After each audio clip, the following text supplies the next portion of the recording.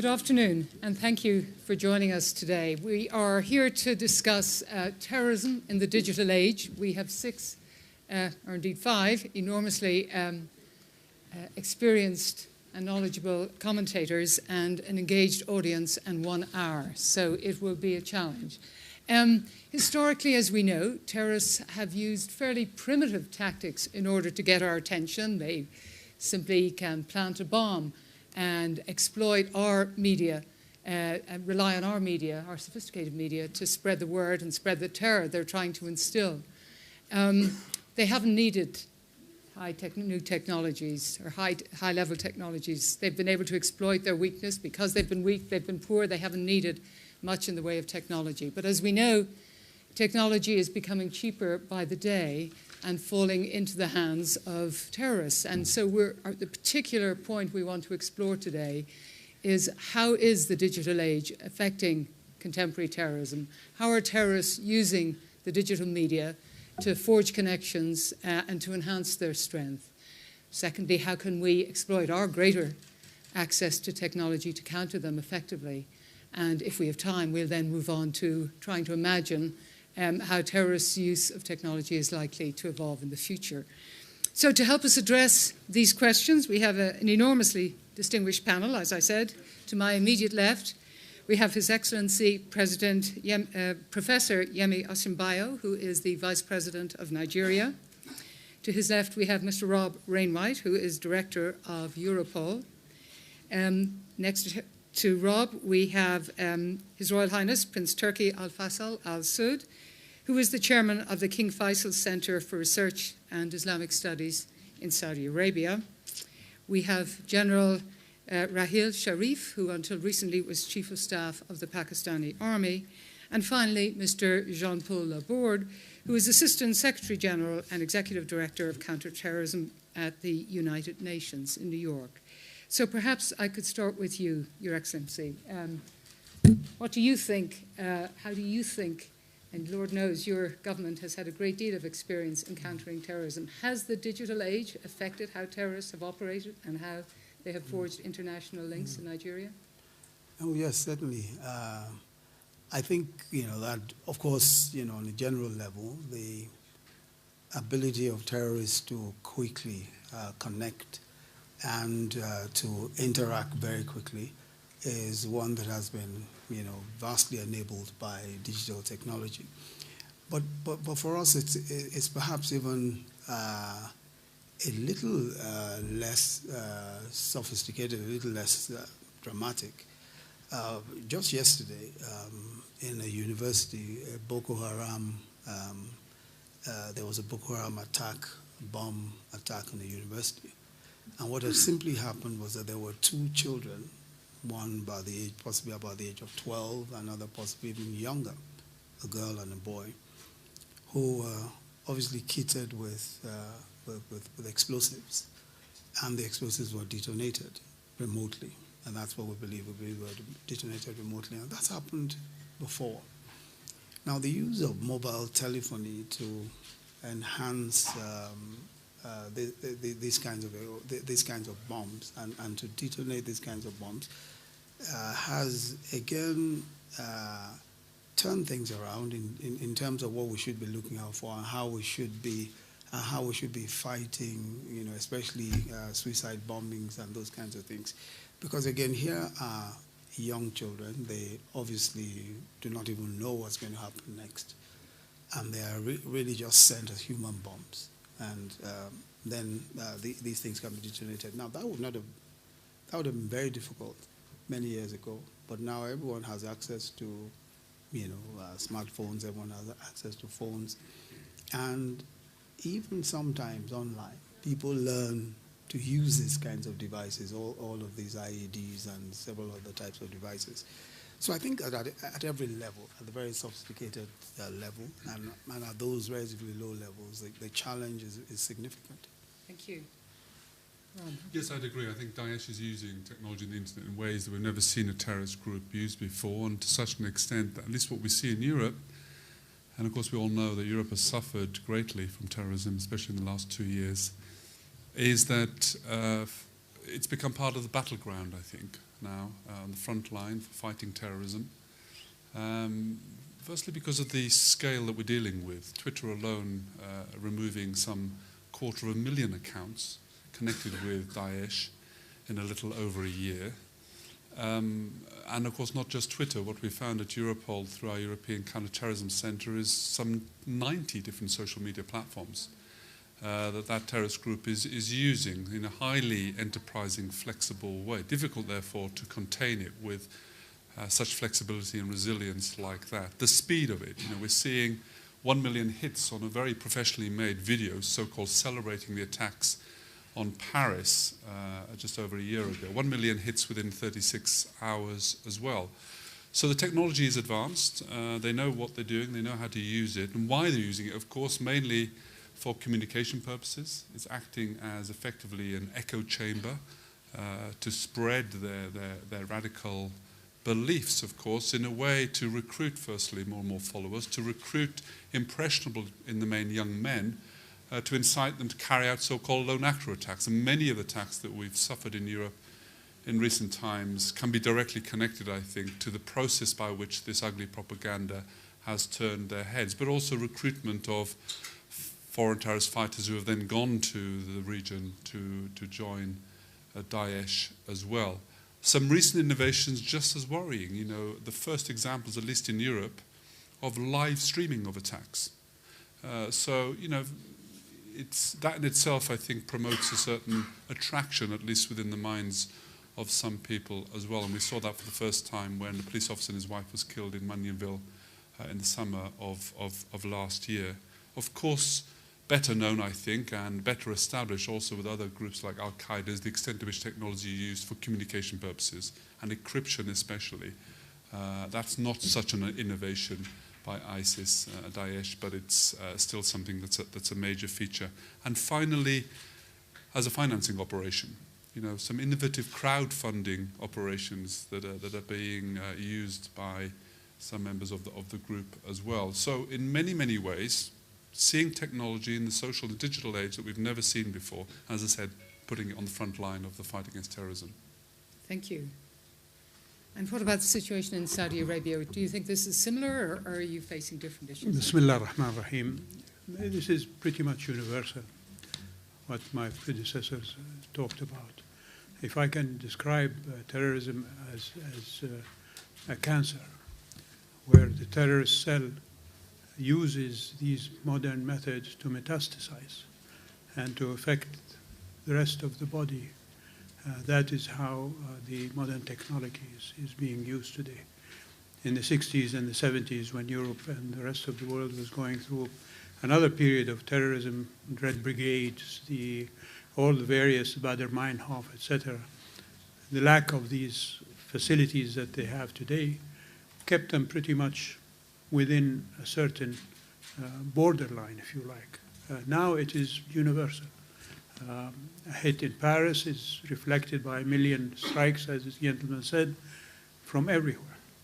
And also, so it's not just the technology, but the fact that it is available to these people, and very much within the handheld cell phone. That makes it very easy to use and very, very much a menace to the rest of society. But one other thing I think that people should keep in mind is that the terrorists are much, much, much quicker in action than those who counter them, because of these tools that they have in their hands. And because they have no responsibility to a hierarchy above them, governments are.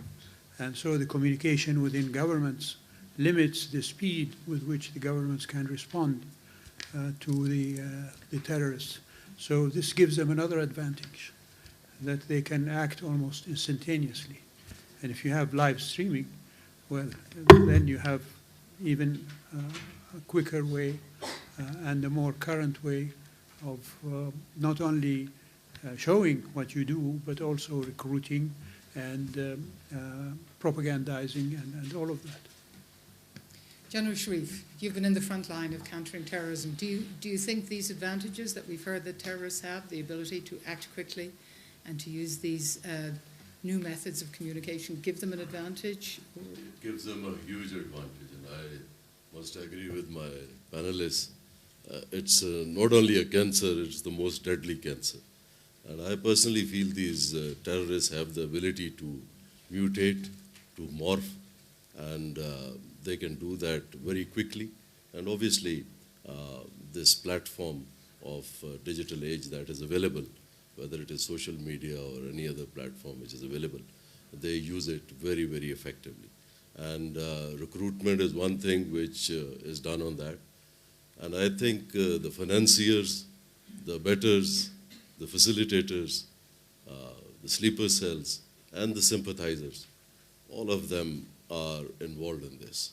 And I totally agree with His Highness. You know, there's a requirement to, for the free world to gel together and to react in such a fast pace. I would like to say that we need to go on a search to get rid of this menace. And they plan their attacks very well. They want glorification. If you see the timings, if you see the choice of the targets, there's a method to this madness. It's not that somebody from the cave is just planning it. It's much more to it. And they have been very, very successful in it. And I think we have been late in time. But if I just say a few words about my country, Pakistan, and the region, we were having around 150 odd incidents a month. And from that, we came down to a single figure in 2016. And now, with the help of God Almighty, we have one odd incident in 1 or 2 months. So from bit to bit, you know, or you can say from hours to days to weeks and to months. And there we are in months. And I'm sure we'll have that first 1 year. But as you said, it's a very, very deadly thing. And we all need to put our act together and react against it. Thank you very much. And the perspective from the UN, I imagine you have less in the front lines countering them with force and more at the political end, is that right? Well, I can see here, you have already 1, 2, 3, 4 regions of the world. And almost the same constatations, that communication, they are excellent in communication, terrorist organizations. And then they use the digital for that. Operations, depending on the countries, you have, for example, what the Vice President said, well, it's not as sophisticated as it is in Daesh, but they used to detonate. So they use a different way. And then Pakistan is a country in which you had this type of also phenomenon, which was effectively reduced, as you said, General, under your leadership. And operations are also very close to digital. Many operations of Daesh were conducted through messaging, I mean the instructions, and then after the detonation, etc. So, and finally, I think the financing, which is also very important for me. And the financing also shows us that the terrorist organizations are not only terrorist organizations. Mainly now they are also very much linked with organized crime. For example, do you know that the resources of Daesh, just an example, come from 5 to 7%, between 5 and 7, depending on the assessment, from drug trafficking. What happens in Afghanistan? A huge amount of funds come from the drug trafficking also. So don't forget these links, and at the level of the UN, we have not forgotten that. What was said also, and this is a final point, we are always a step behind. And because terrorism is a global threat, which requires a comprehensive answer, I will take the example of, for example, of international cooperation. We have not to be a step behind, and we have to use this type of digital age to fight them the same way that they fight us. I know that it is difficult, because also we have to do that under the umbrella of the rule of law, and this is what also something is difficult, but we have to do that, and this is why the only way to go is really to have a very solid and good international cooperation network. And this is where the UN, I think through the Security Council, but also through the center, the UN Center on Counterterrorism, should really be the repository of good practices, give to the country, hey, you have done that, for example, on the borders. I just spoke with the general on the borders. Pakistan has done a very important work. On Boko Haram, you have done in the issue of the foreign terrorist fighters also. So that's what has to be shared, exchanged. And during the next round, I will explain how to do that. Oh, well, you've got to start now then. Why, let's face it, international cooperation has not been that effective against terrorism. Why not?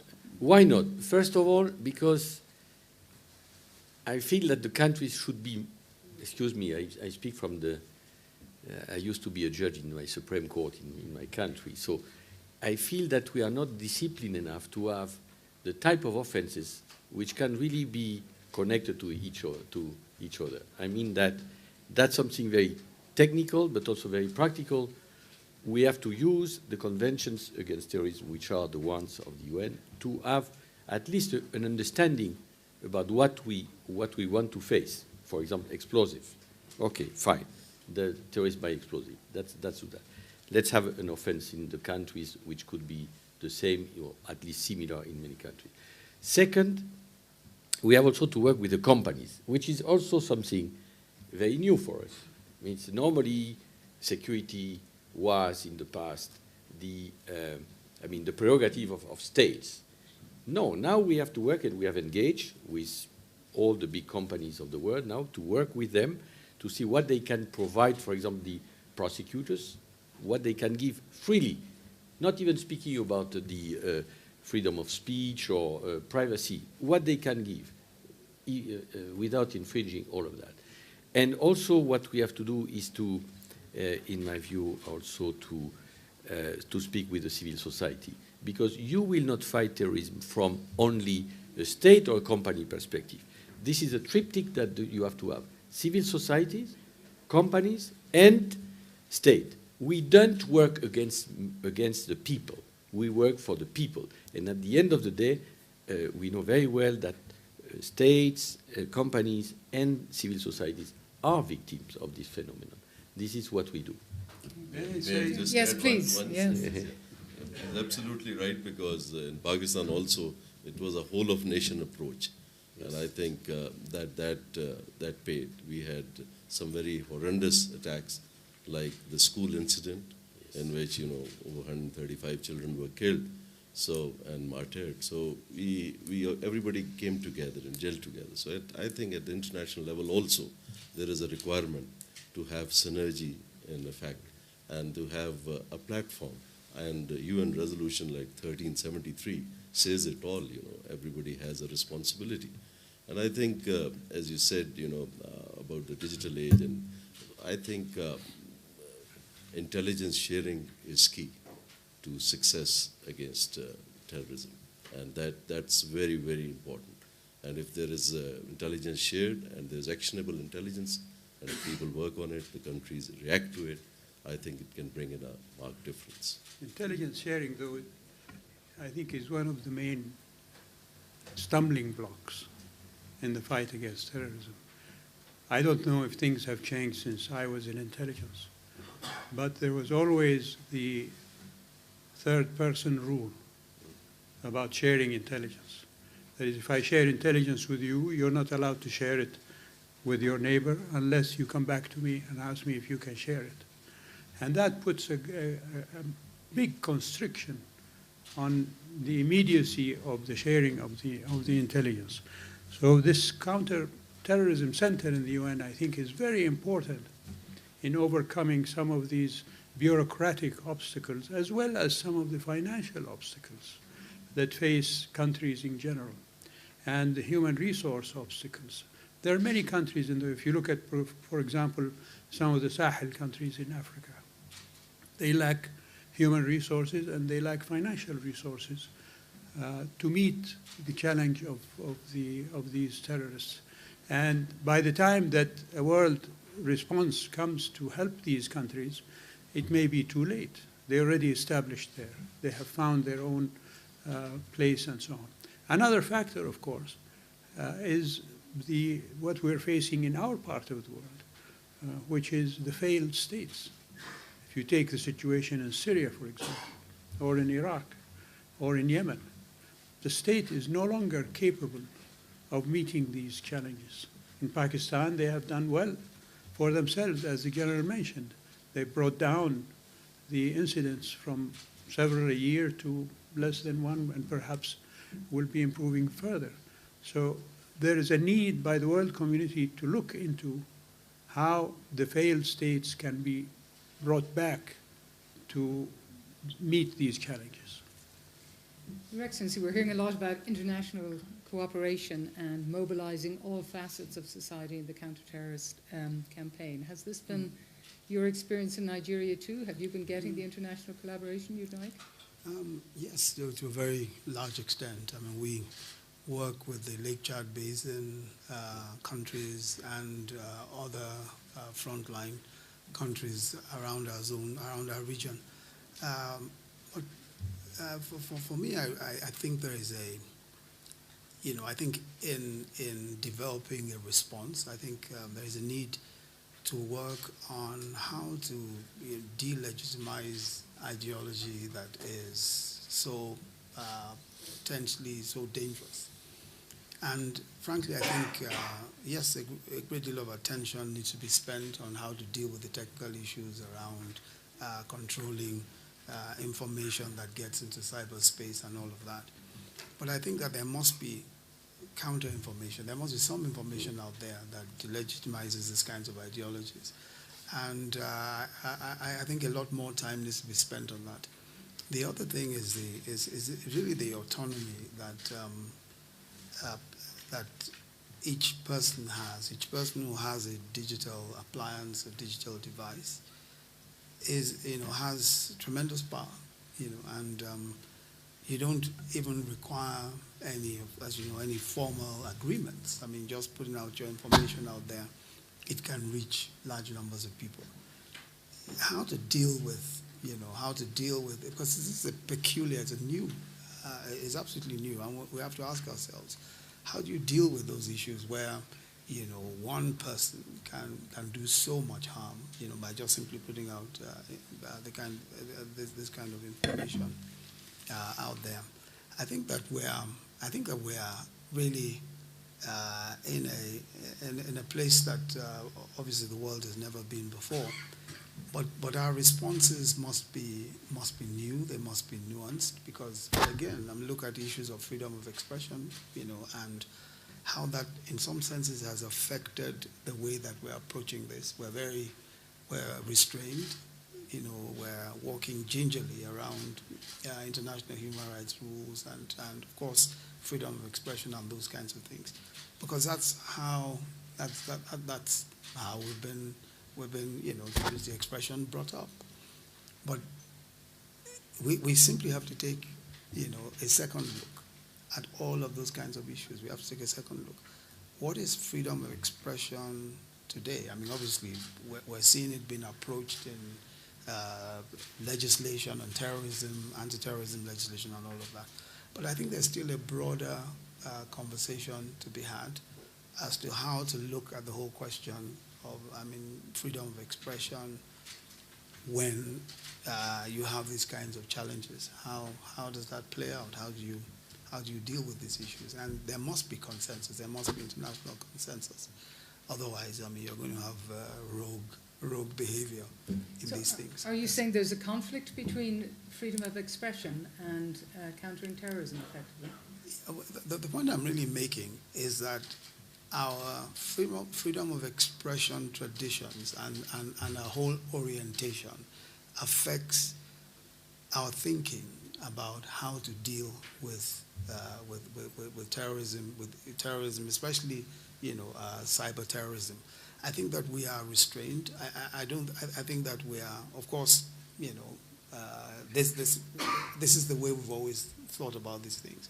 As a matter of fact, time was when someone would say that even if it was what is described today as hate speech, it is still permissible so long as it wasn't libelous, so long as it was, and countries where strict rules applied about hate speech, sedition, and those kinds of things.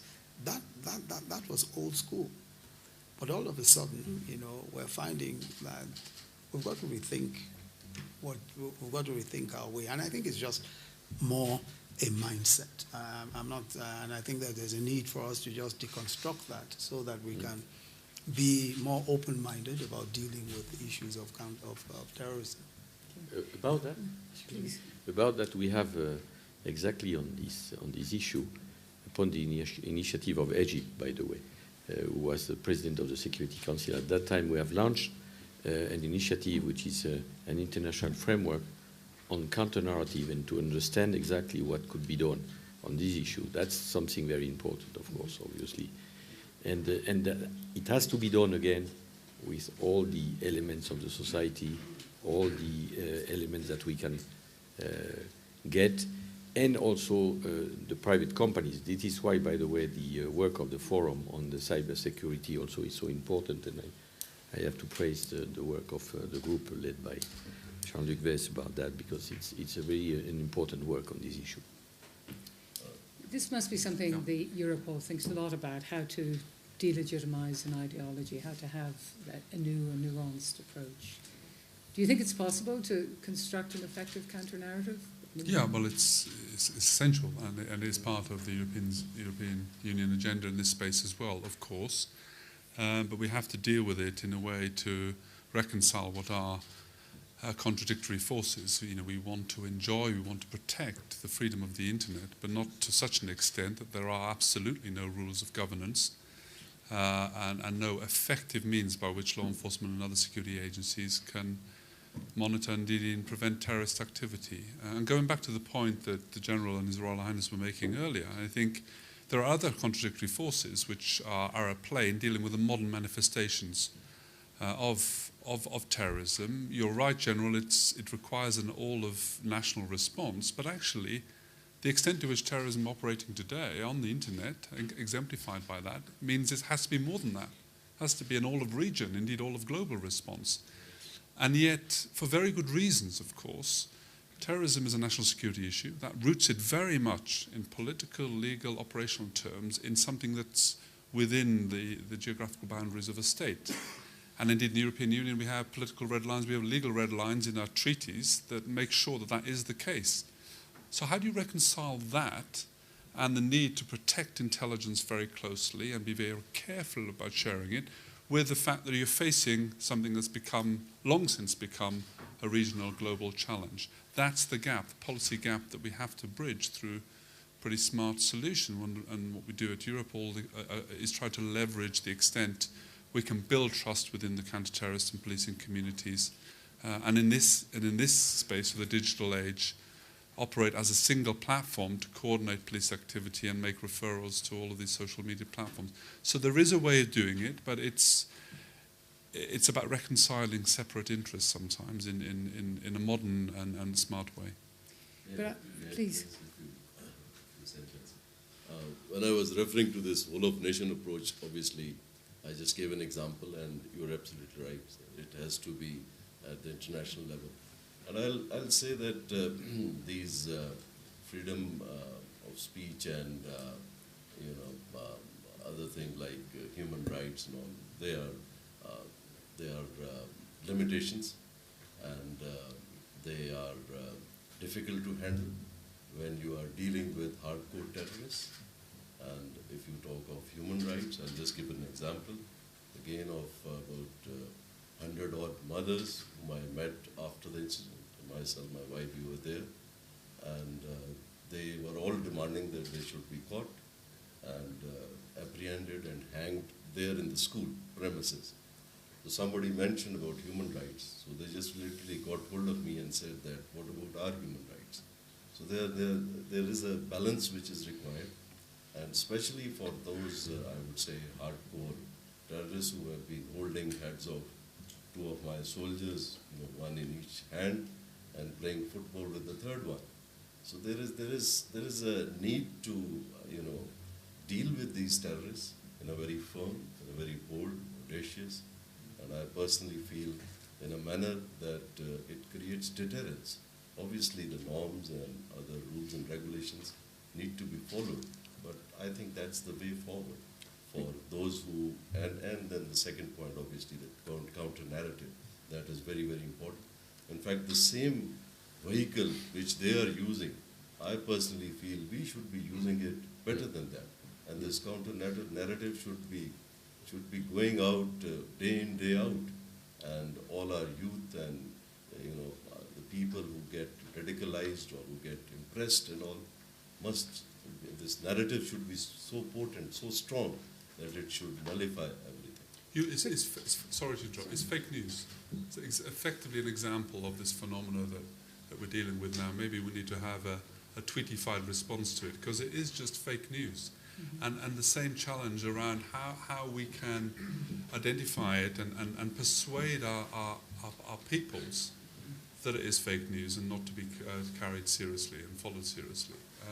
And again, it's the very open nature of the internet and the social media platform, which in most respects is a fantastic benefit for us, but it's a very open, unregulated nature that allows for this form of fake news to be spread in such voluminous and effective way.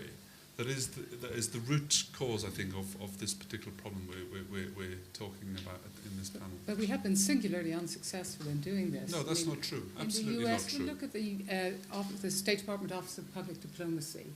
I don't think you'll find a person who would argue that this has been a successful enterprise, even though it's been well led. Even though we haven't successfully engaged in the way that we need to.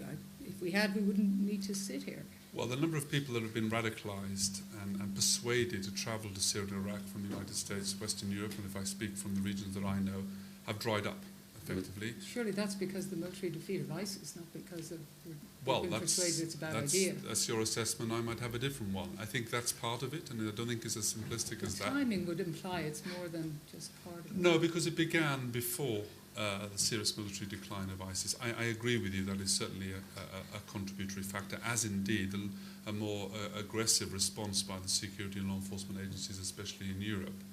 But I would expect also that the counter-narrative is beginning to have some effect. I agree with you, it's very much an uphill battle. I wouldn't call it singularly unsuccessful. I think that's a bit hard on those that are engaged in this.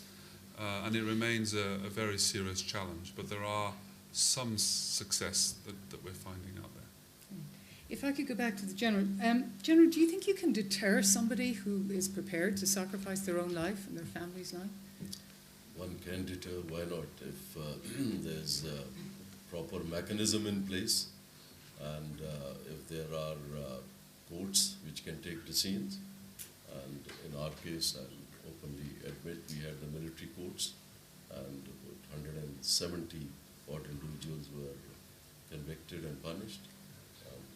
There's a number of them given death sentence.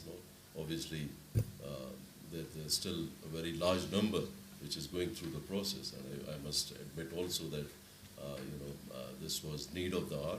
It was unusual time, so for that unusual, you can say, arrangement was required. So we did that, and there is deterrence, which obviously those who are in the pipeline, those who are gradually getting indoctrinated and all, they do get deterred.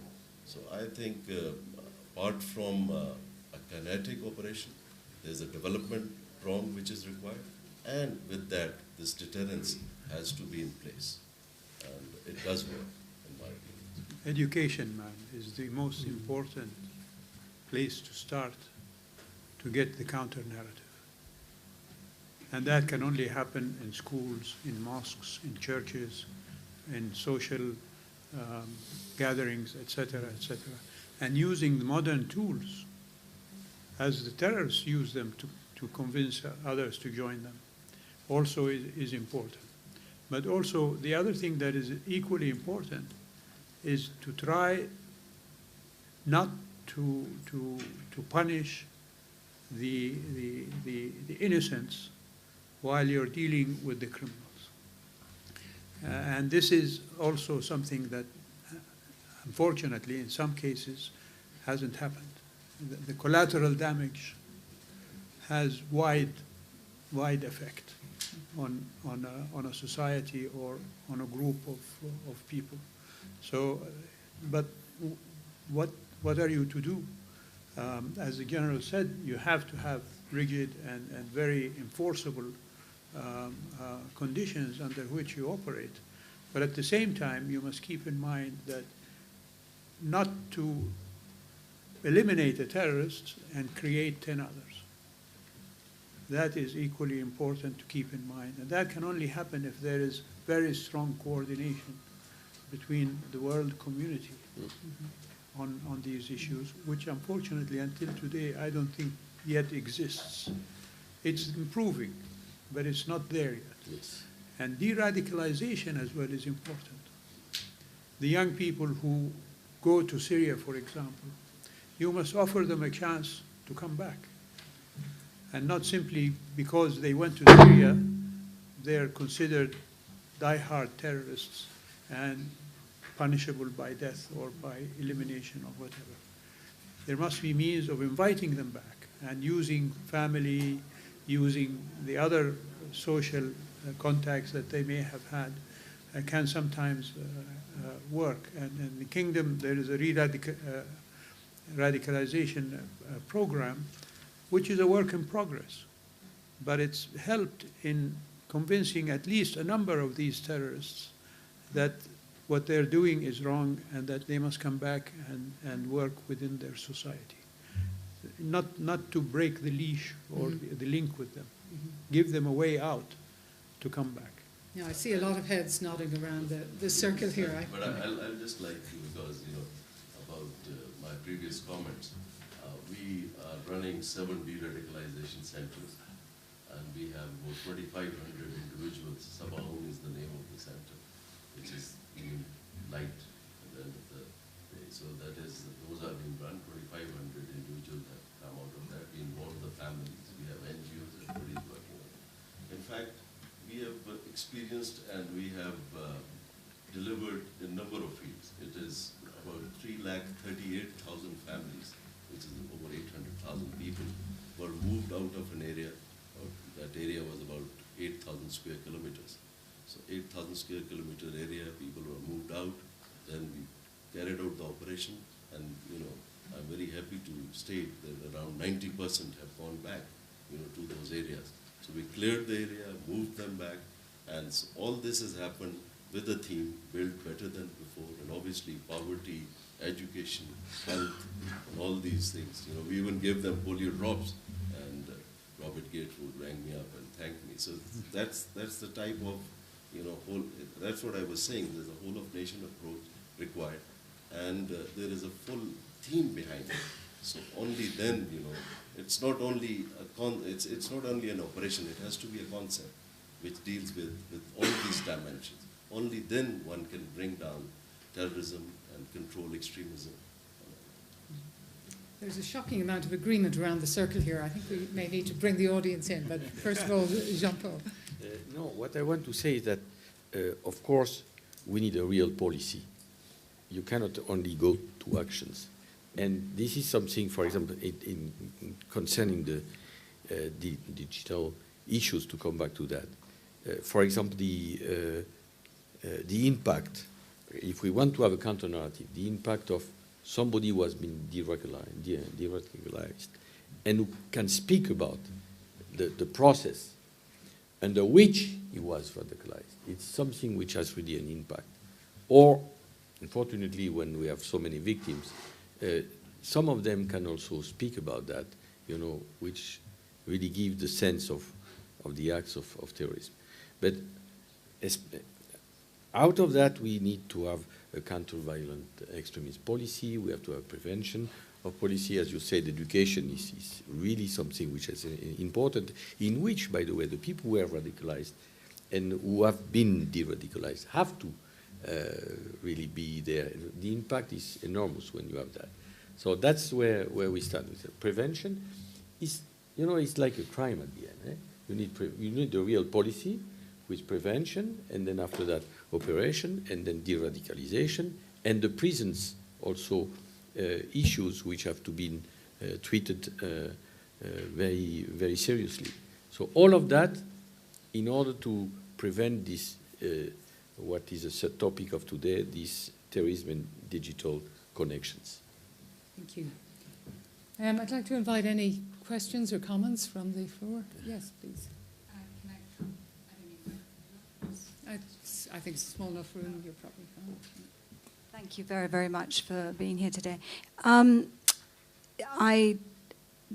The terrorists themselves, you know, could be attributed because of their religious fanatics. But I think the role of sympathizers internationally is hugely significant. Why is it that enormous swathes of citizens turn a blind eye and a deaf ear to what really could be much more of a pressure and a movement opposing these? So there's religious fanaticism in the terrorists, but surely the sympathizer is less the religious fanatic, but the one complaining or being a victim of corruption in their governments, unhappiness with how they live their lives. So what I'm saying here is that the terrorist is almost a single person compared to what condones the action and allows this to happen on a huge scale. And that leads also to very quick radicalization. Thank you. Cynicism. Yes, Cynicism is the worst tool of these sympathizers. They don't go and do the terrorist act. We had the case of a person in the kingdom, much reported in the press, who at one time in his lifetime was a sympathizer, not necessarily of terrorist acts, but of acts of opposition, let's say, to established order or to certain ideas and directions. And he was urging young people to go and fight for the rights of Muslims to protect themselves, etc., putting it in a halo type of approach. And one day, the Ministry of Interior received a call from this person saying, please, can you stop my son from going across the border into an area of conflict? And this is a typical way for these sympathizers who are willing to see others die for certain issues, but not themselves or their loved ones. So you're right, the sympathizers and anybody who beats the drum for these terrorists should be included in the way that the treatment for and the dealing with the terrorists is undertaken. And that cannot be done simply by legislation. No. It must be done through a social makeup, the holistic approach that the General was talking about, the whole nation or the whole community participating in it. It just depends on the particular terrorist phenomena that we have. So in the days when terrorism in Europe was more characterized by separatist movements like the IRA in Britain and Ireland and ETA in Spain and France, then there was a cause that was capable of being sympathized with, perhaps, among sections of the public.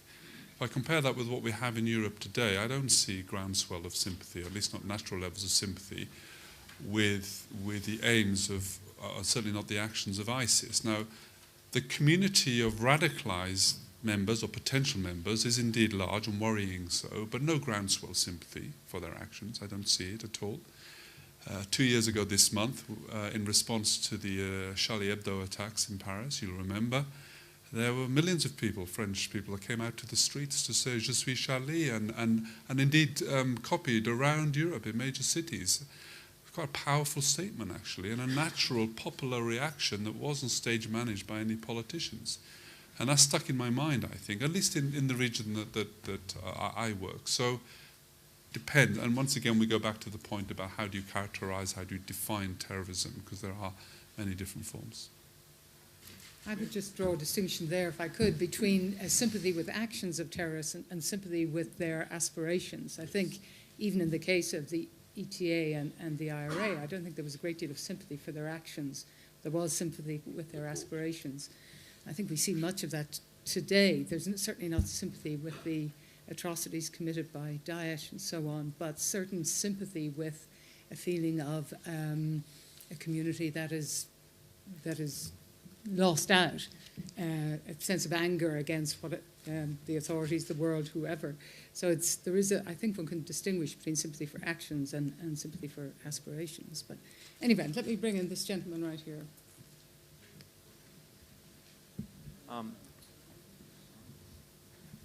Hello. Yeah, I just want to kind of build on what that lady said over there. That they need some grounds for recruitment, and maybe she was talking about injustice or misgovernance or things like that. But I think there are other things as well. The proxy wars which are being fought around the globe today. What's happening in Syria? What happened in Afghanistan? Wars which have nothing to do with those people over there. People are dying, and the whole world is watching. And when people watch that injustice, like she's saying, it gives ground for recruiting, and those are the grounds which create those feelings. So is it time maybe we should actually raise our voices to the people who are fighting those proxy wars and call a spade, because that is what is going to add to the recruitment today. Thank you. Mm-hmm. Again, I see nodding of heads in response to that. The gentleman behind you. My question is for the general and about this tension between fighting the Taliban when there are sympathizers within the population who may not be in the tens, but maybe in the hundreds of thousands who are supporting them. How do you deal with this sort of tension? How do you go after the Taliban when there are large parts of the population who might be giving them shelter or maybe sympathizing with them and approving what they do? I'm just wondering if you can give us some insight as to how Pakistan dealt or continues to deal with this issue. Yes. May I answer? Please. The circumstances in Pakistan are difficult. There are huge challenges, and we need to understand those challenges. For example, we have over 3 million Afghan refugees in Pakistan for last over 30 years. We have a 2,400-kilometer border between Pakistan and Afghanistan, which is a porous border. We have intertribal linkages. There are a number of villages which are, you can say, divided villages in a sense that you can, have dinner in one house and then have lunch in the other, and you will be on the other side of the border. And then you have, as you said, a lot of people who are intermarriages, and so the milieu or the environment is pretty difficult. But Pakistan is managing that.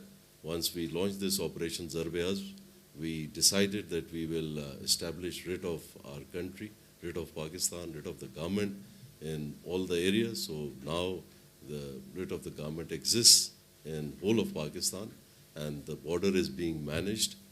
There are difficulties on the other side. There are pockets in Afghanistan where there are a lot of all these organizations, a lot of terrorists and the groups are there.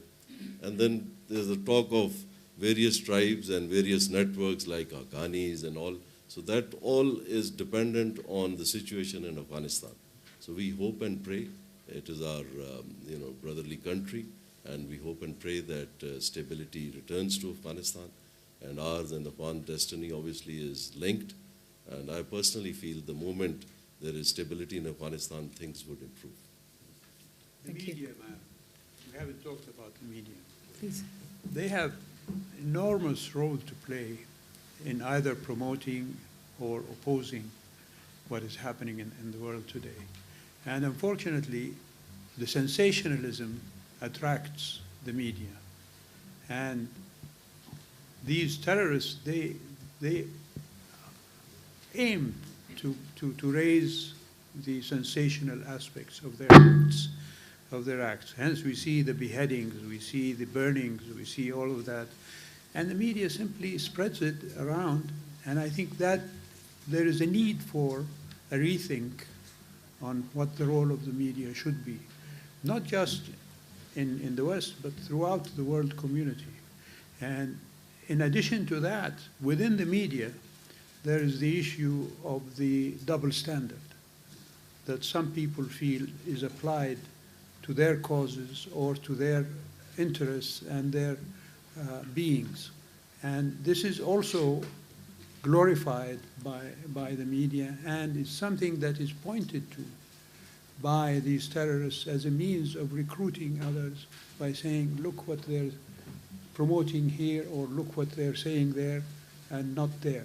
So there is a need also within the Counterterrorism Center, I think, for these issues to be thoroughly investigated and researched, and proposals made to meet the challenges. Thank you. And one more quick comment Yes. about various conflicts that are going on in the world.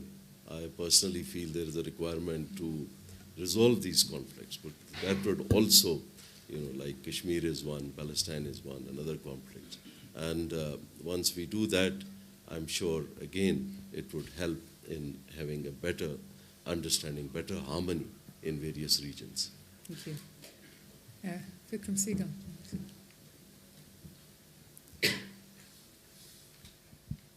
Louise, I'm wanting to hear about the nexus between corruption, organized crime, and terrorism. You just take it that terrorism cannot function without organized crime.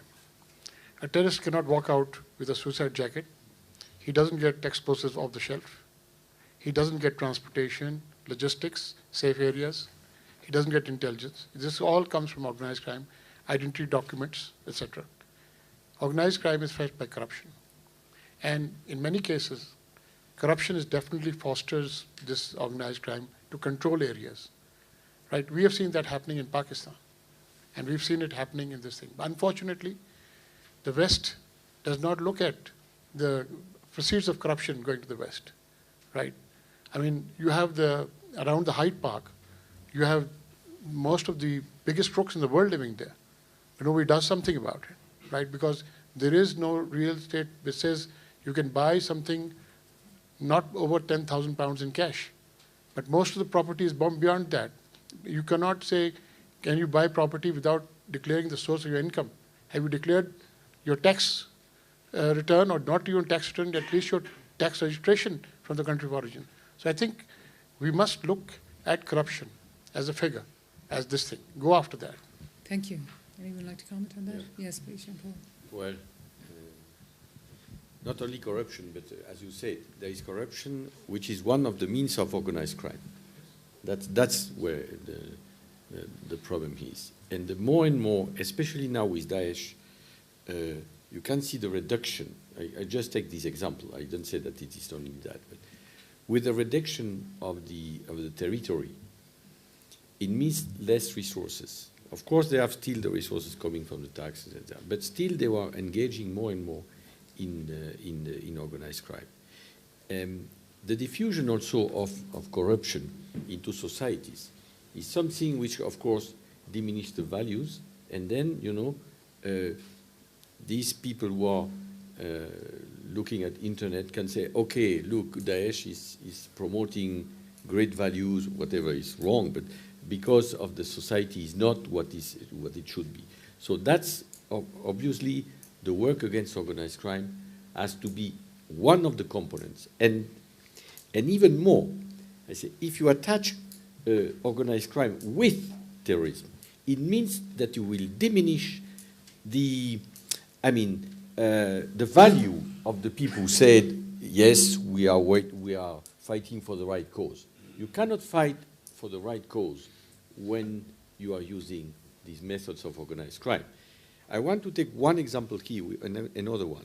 For example, when they, in Daesh, they request women to join, and they did that and they continue to do it, to join their rank, to support their ranks, to support Daesh, whatever the type of support they want from. You should know that after having, quote, using the services of these women, they sell them again to these networks of organized crime. And these ladies, in that case, are resold to somebody else. So that's so horrible that you can see that if we are good enough, I think, in terms of digital use, to really promote the fact, I mean, to not promote, to look at the facts and say what they do, and using, for example, even in Afghanistan, it's $200 million per year that support the Taliban and at Al-Qaeda also. So that's where I think we are not good enough. And this is where I really push my actions and try to do whatever we have to do in terms of good practices, sharing whatever has to be shared, and using the center for promoting these actions. There's another important factor here. I agree with you in the sense that the profile of the terrorists, at least those that were responsible for the attacks that we've seen in Europe, are much more criminally affected, criminally formed by their background. They come up through a gang culture.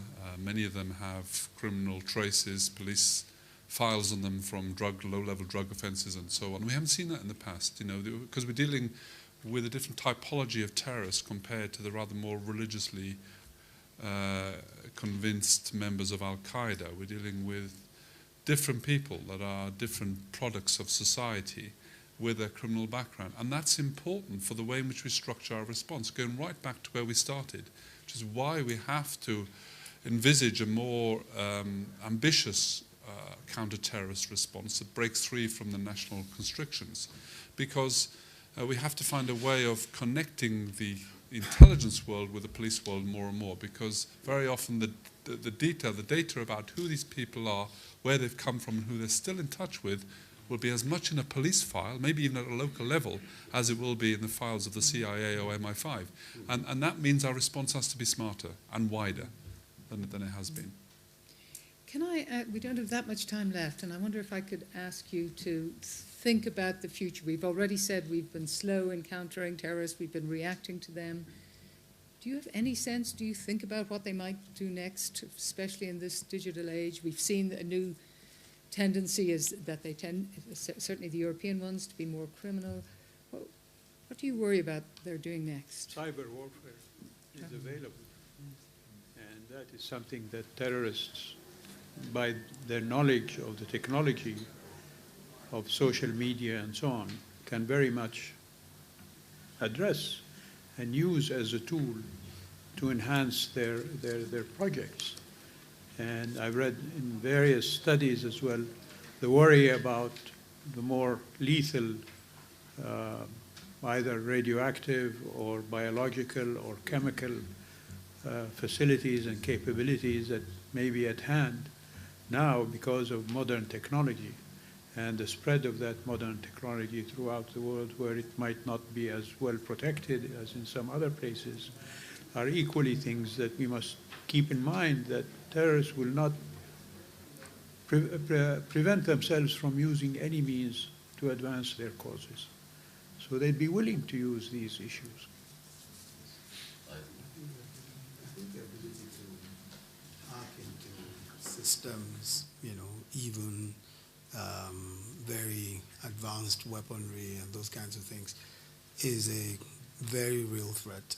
I mean, and as technology improves, as you have even more sophisticated digital technology in developing weaponry, so the possibility that someone can hack into a very sophisticated system and control that resource in such a way as to do maximum damage somewhere. I think that it's just the whole irony of it is that technology is so important in everything, and we're making so much progress. But just as we make that progress, the weak underbelly, the obvious problem with that is that we also have the tendency that somebody somewhere who all he needs to do is to simply get into that system, can operate that system in such a way as to do really great damage. That I think might keep us awake at night, because we really need to find ways, perhaps ways of protecting systems more. And what we've seen even in the past few months, the past few years, shows that, hacking is becoming, an even more dangerous business, and certainly much more than just hacking into political party systems. I think that we should be really worried about the possibilities. I'd agree. I think the logical extension of some of these groups becoming more and more tech savvy is something like that. And even if they don't have access to this capability, then they can simply buy it, frankly, on the darknet, where there's an enormous trade in cybercriminal technology that is available. That said, I think attacking the critical national infrastructure, at least of most countries, is a tough task, not easily done. And there's something that's not quite as immediate and showy as, firing automatic weapons in a theatre or in public. So I'm not sure that we'll see that, but I think it's clearly a scenario that we have to be concerned about. I'm also concerned about the extent to which Daesh, for example, has been quite smart in exploiting geopolitical trends. That's, in a way that it makes them more political and strategic than we've seen in the past. A deliberate, I think, exploitation of the migration crisis in a way that's aggravated the problem, I think, for Western governments in Europe. And they've acted, to infiltrate perhaps some of the routes and maybe even to infiltrate some of the refugee camps in a way that's had an adverse political effect. And I wonder if that was all part of their planning. So we are dealing perhaps with a more sophisticated actor in many different ways. I'd also like to agree, because glorification, in my opinion, is something on which these terrorist organizations thrive. And that's why they choose the right moment, the right target and all. And so in that way, maybe in the future, the West, or the developed countries, they will have problem in a sense as far as this cyber is concerned. If it has to be something, it has to be spectacular in nature. And I hope it doesn't happen, and it would be very unfortunate. But that's what they have always been trying. So that would be something which one can see with this. But there is a requirement to have filters. There is a requirement to control the technology in a manner that it does not get into the hands. It's easier said than done, but there has to be something done about it. And I personally feel the international community needs to sit together, develop a counter-narrative, and develop, as far as this digital age is concerned, develop some system that we have a check on it. Well, I think we're out of time. So if I can summarize where we are, there's, notwithstanding the fact that we have a very distinguished panel from very different parts of the world representing very different experiences, there's an enormous amount of agreement here that terrorists have indeed been very fast and agile in using the digital age to communicate, to recruit, and to propagandize, and that the best hope for an effective counter-terrorist campaign is one that has to marshal, on national terms, both the state and civil society and the private sector. But if it is to be effective, it also has to be international, and that it's incumbent upon us to figure out a way to construct a convincing counter-narrative to counter the ideologies being trafficked by these groups. Looking into the future, we're worried about their use of they're becoming more tech savvy, potentially using weapons of mass destruction, potentially hacking into weapons system or through links with organized crime, even buying them. So I'm trying desperately to seek a positive note in which to end this. I want to give you the positive Go ahead. note, because everybody agrees on the threat yes. and the future. But we are working on that, and we are working within the forum on this issue. Cybersecurity already, we have a Global Agenda Council. We are producing many elements, especially to trying to find what kind of core actions have to be made. Because in order to leave the freedom that you were speaking, President, the freedom of speech, the privacy, etc., we are working on that, and hopefully among all these elements of the societies, again, civil society, companies, and governments and international organizations, we can find a solution at least at the same pace This is a hope that we can have, that the terrorist organizations run their dramatic terrorist actions. Thank you. Well, on that positive note, I'd like to invite you to join me in thanking our panelists for being with you.